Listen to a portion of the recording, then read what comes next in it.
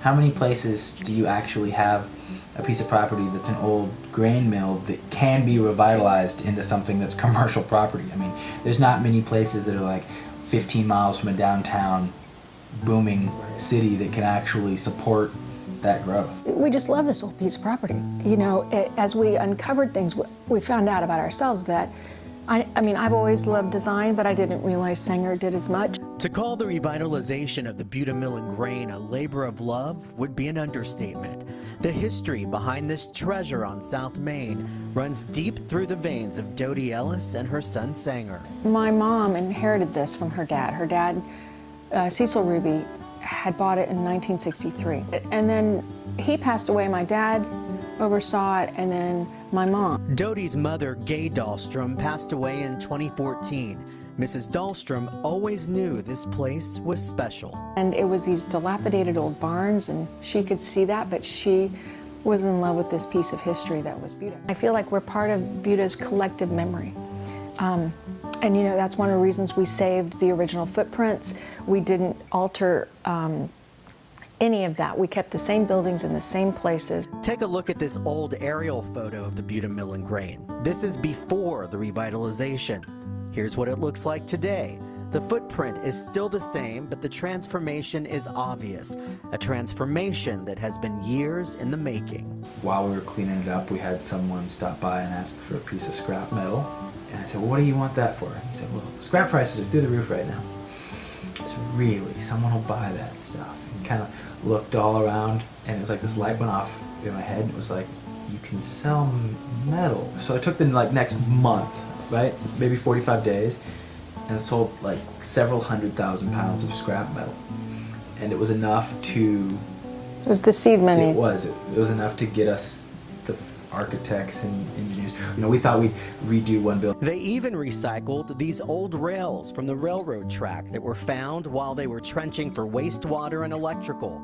Union Pacific had a contract with the mill dating back to 1911. Many are now used as car stops in the parking lot and show dates from 1916. To give you an idea of just how important Buda Mill and Grain was back in the day, it was the first business in Buda to receive a telephone, even before the doctor's office or the grocery store.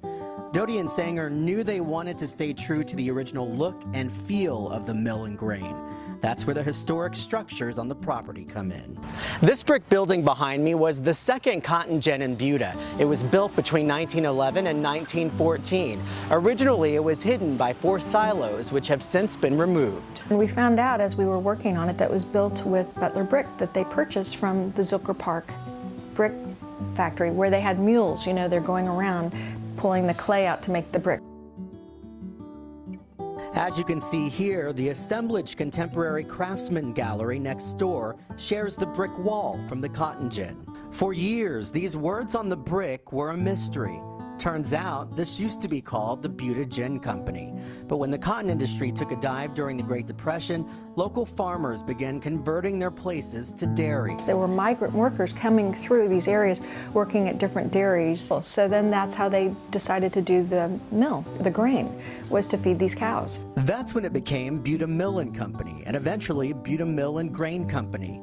Although it's currently unoccupied, the cotton gin will serve as a future restaurant space. Nearby is what used to be the old feed store.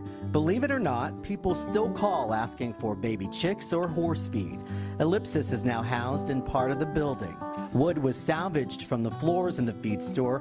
It can now be seen in the dressing rooms in Ellipsis, and it's also seen in the Buda Bike Company and Stella's. Both the Buda Bike Company and Stella's reside in what was a hay barn. Dodie and Sanger kept the original footprint of the building. They also kept the large posts in place. A new window was put in on the south end of the building, looking out at the silos. Nate's is a popular hangout now, but this is what it used to be, an old barn.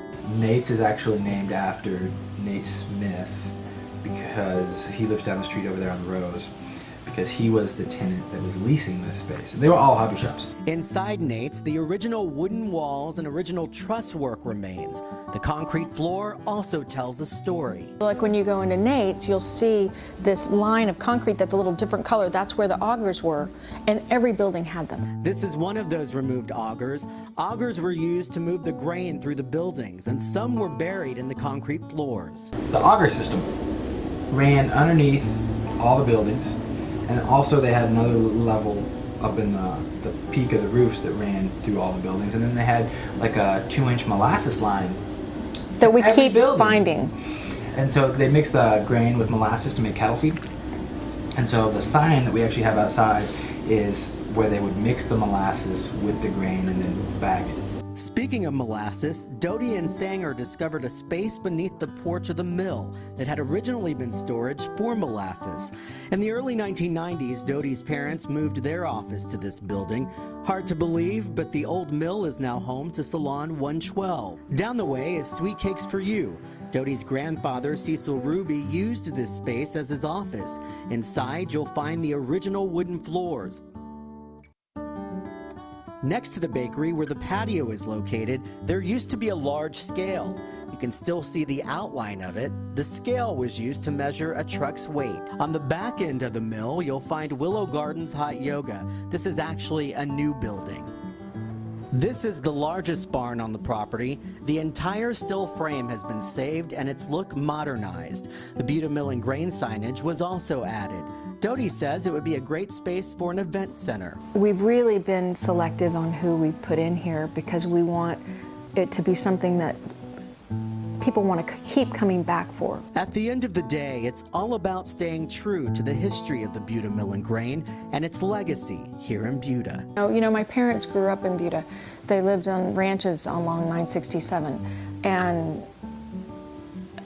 us getting to work with my mom, so it was the three of us initially until she passed away. And then, like Sanger said, you know, my dad's vision back in the 80s of what it would be, you know, it's just you don't often get to come home and still work with those same people, and it was quite a legacy.